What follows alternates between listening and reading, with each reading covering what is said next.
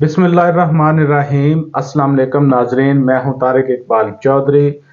और आज हम हाजिर हैं आपकी खिदमत में अपने यूट्यूब चैनल रिपोर्ट टाइम के साथ। नाजरीन, आज हम डिस्कस करेंगे दो तीन जो डेवलपमेंट हैं, बहुत इंपॉर्टेंट डेवलपमेंट हैं उनके बारे में। एक तो ये है कि जैसे कि पाकिस्तान तहरीक इंसाफ अपने बल्ले के निशान के बगैर मैदान में उतरी हुई है और उनके जो कैंडिडेट्स हैं उनको बहुत सारी मुश्किलात का भी सामना है, और इसके बावजूद वो एक जमात की जानब से बड़ा फर्म तरीके से उनको इलेक्शन में हिस्सा लेने की हिदायत जारी की गई हैं। इस बारे पीटीआई के जो बानी चेयरमैन हैं इमरान खान साहब, उन्होंने कुछ बड़े फैसले लिए हैं, उस बारे में आपको आगाह करेंगे। उसके बाद जैसे कि आप सुप्रीम कोर्ट ऑफ पाकिस्तान की जानब से बल्ले के निशान पर तफसीली हुक्मनामा जारी हो चुका है, उस पर पाकिस्तान तहरीक इंसाफ एक बहुत बड़ा वो जो है डिसीजन लेने जा रही है, जिसपे वो सुप्रीम कोर्ट ऑफ पाकिस्तान में इस्तदा करेंगे, उस पर डिस्कस करेंगे। और उसके बाद हम डिस्कस करेंगे जो एफआईए की जानब से सहाफ़ियों को नोटिस जारी किए गए हैं, और इस बुनियाद पर नोटिस जारी किए गए हैं कि उन्होंने जजेस की तौहीन की। ख़ास तौर पर तो ये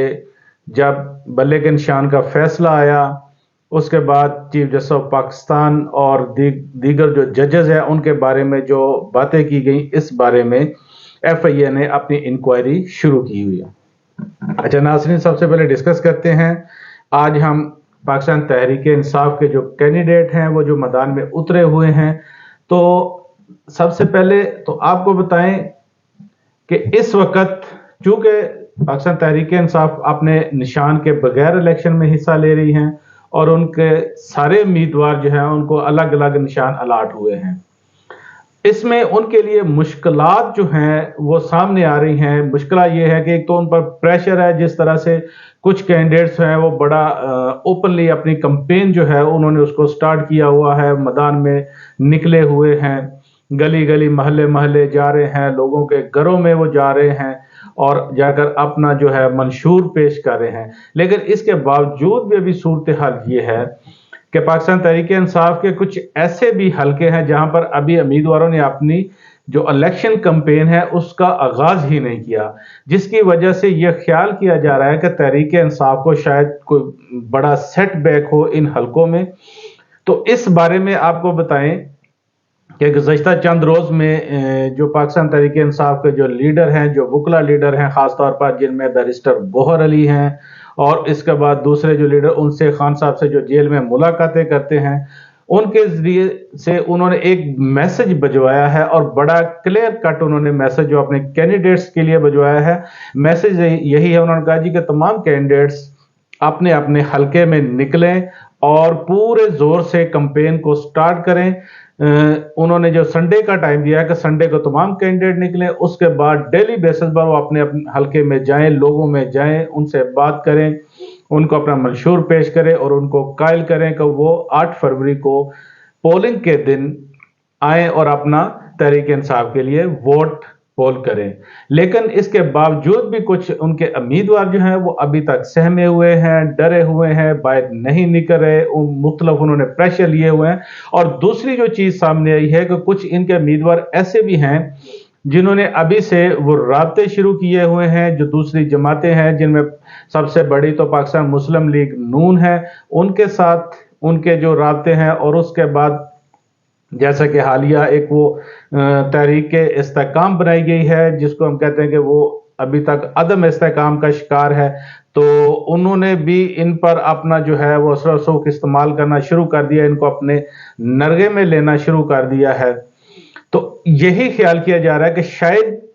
कुछ हलकों के जो उम्मीदवार हैं ये पीटीआई के जो हैं टिकट पर इलेक्शन जीते और उसके बाद दूसरी जमातों को ना ज्वाइन कर ले। तो खान साहब ने इस पे बहुत एक क्लियर कट स्टांस लिया है। उन्होंने कहा है जी कि हम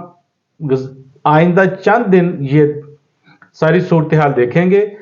एक एक हलके को मॉनिटर किया जाएगा और जो उम्मीदवार اپنے حلقے میں نہیں نکلے گا اس سے ٹکٹ کو واپس لے لیا جائے گا، اور اسی حلقے میں تحریک انصاف کے جو دوسرے کارکن ہیں یا امیدوار ہیں یا ان کے جو بھی رہنما ہیں، انہوں نے اپنے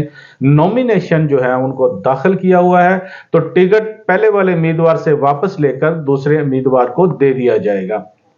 اچھا، اس کے ساتھ جو ساتھی خان صاحب کا ایک اور ڈسکس ہوا ہے ان کا اپنے وکلا کے ساتھ، ہمیں جو معلوم ہوا اس میں یہ ہے کہ جیسا کہ سپریم کورٹ آف پاکستان سے ابھی یہ بلے کے نشان والا ڈیٹیل آرڈر آ چکا ہے، جس کو ان کے وکلا نے کنسیڈر کیا ہے، پڑھا ہے، اور اس کے بعد جو ریویو اپیل ہے اس کو بھی انہوں نے تیار کرنا شروع کر دیا ہے۔ یہی خیال کیا جاتا ہے کہ یہ ریویو اپیل داخل کریں گے تو ان کو وہاں سے سپریم کورٹ آف پاکستان سے ریلیف ملے گا۔ چونکہ اس کیس کو چیف جسٹس آف پاکستان کی سربراہی میں جسٹس مظہر علی اور جسٹس مسرت حلالی انہوں نے اس کی سماعت کی تھی۔ یہ 3 رکنی بینچ تھا، جسٹس محمد علی مظہر جو تھے اس میں شامل تھے، تو یہ 3 رکنی بینچ تھا، اور اس 3 رکنی بینچ نے ان پہلے نشان واپس لے لیا تھا۔ تو ابھی جو ریویو اپیل داخل کر رہے ہیں اس کے ساتھ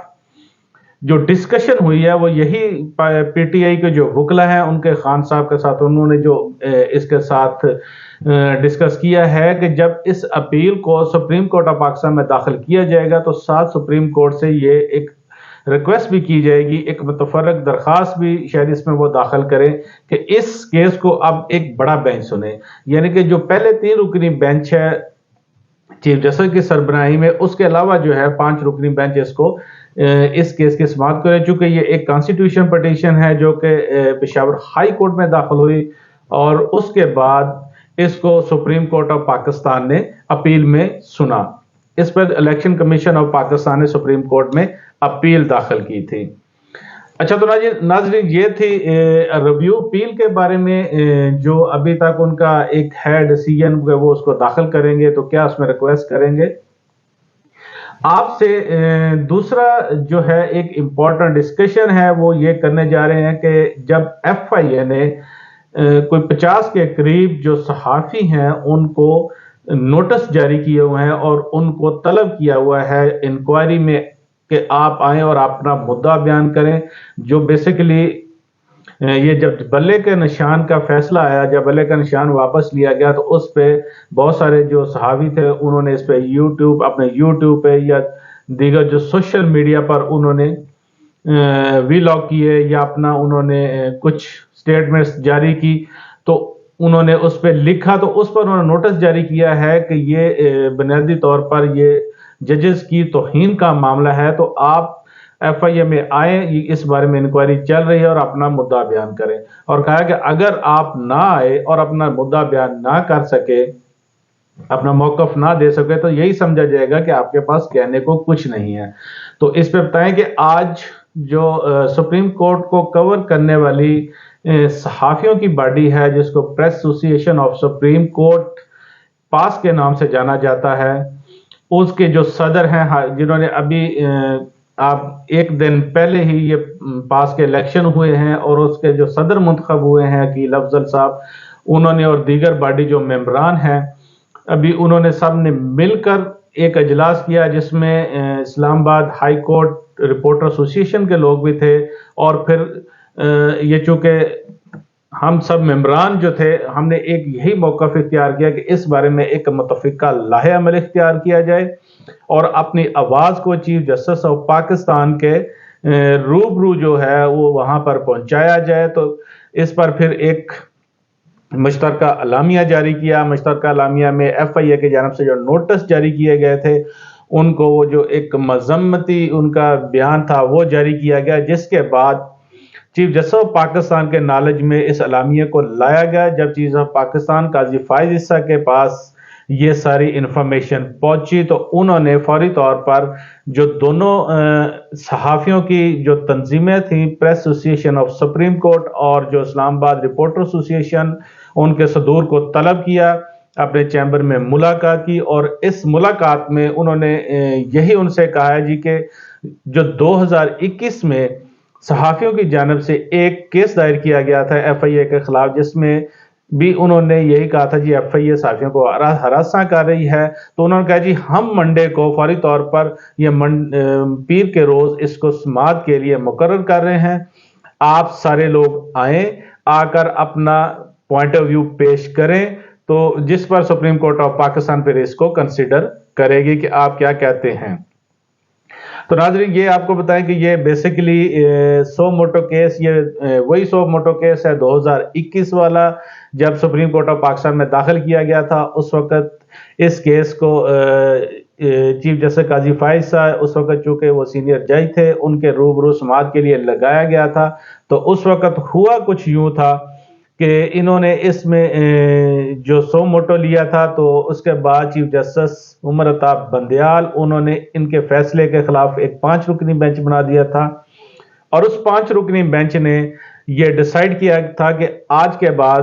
سپریم کورٹ میں اگر سو موٹو لیا جائے گا تو وہ کسی جج کی جورسڈکشن میں نہیں آئے گا، بلکہ سو موٹو کا اختیار چیف جسٹس آف پاکستان کے پاس ہوگا، جس کے بعد یہ اختیار چیف جسٹس آف پاکستان کے پاس چلا گیا۔ اس کے بعد حالات بدلے، جیسے practice and procedure bill act آیا، اور اس ایکٹ کے تحت جو دوبارہ سے کچھ چیزیں بحال ہوئیں۔ بہرحال جی یہ اس میں یہ تھا کہ جو ہمارے جو رپورٹرز تھے، جو جرنلسٹ تھے، جو مین جرنل ہمارے تھے، ان کو نوٹس جاری ہوئے تھے۔ اب یہ ہے کہ اس کیس کو سوموار کو چیف جسٹس آف پاکستان کی سربراہی میں جسٹس محمد علی مظہر اور جسٹس مسرت حلالی پر مشتمل جو 3 رکنی بینچ ہے، اس کی سماعت کرے گا، اور اس کے روبرو جو ابھی صحافی تنظیمیں ہیں، یا جو 2 صحافی جن کا وہ نام آئے ہیں، وہ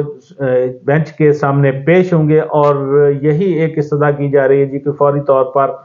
جو ایف آئی اے کی جانب سے نوٹس جاری ہو چکے ہیں ان کو سسپینڈ کیا جائے، کیونکہ یہ آئین کے آرٹیکل 19 کی خلاف ورزی ہے۔ آپ کو تھوڑا سا بتاتے چلیں کہ جب پریس ایسوسی ایشن آف سپریم کورٹ جو اس کی گزشتہ تقریب حلف برداری تھی، اس میں بھی جسٹس قاضی فائز اس وقت انہوں نے صحافیوں سے حلف لیا تھا، تو ان کی جانب سے اس وقت ان کو سوینئر دیے گئے تھے تمام صحافیوں کو، جس میں میرے سمیت تمام صحافیوں کو ایک گفٹ کے طور پر سوینئر دیا گیا تھا، جس میں انہوں نے وہ کپ تھا، تو اس پہ آرٹیکل 19 کا ذکر تھا، جس میں فریڈم آف سپیچ کا ذکر تھا۔ تو آج ہمارے کچھ دوستوں نے اس کو اپنے سوشل میڈیا پر شیئر بھی کیا تھا جی کہ یہ ہم احتجاجاً جو ہے اس کو واپس کر رہے ہیں، کیونکہ ہماری جو آرٹیکل 19 کے تحت جو اظہار آزادی رائے ہے اس کو سلب کیا جا رہا ہے۔ تو اس پہ یہی لکھا گیا یہ صرف جو not just a cup of tea۔ تو ناظرین اب یہ ہے کہ اس کیس کو سوموار کے روز سپریم کورٹ میں سنا جائے گا، اور اس میں سپریم کورٹ کی جانب سے اٹارنی جنرل اور ایڈوکیٹ جنرل اسلام آباد اور دوسرے جو ہیں فریقین، ان کو نوٹس جاری کیے جا چکے ہیں، اور وہ سپریم کورٹ آف پاکستان میں پیش ہو کر اپنا مدعا بیان کریں گے۔ اس کے بعد سپریم کورٹ اس پہ کیا ڈیسیجن لیتی ہے اور آگے کاروائی کس طرح سے چلتی ہے، اس پہ آپ سے پھر ڈسکشن کریں گے۔ آپ کی خدمت میں اب تک کے لیے اتنا، آپ کی خدمت میں پھر حاضر ہوں گے کچھ نئی ڈیولپمنٹ کے ساتھ، نئی خبروں کے ساتھ۔ تب تک کے لیے اجازت دیجیے، اللہ حافظ۔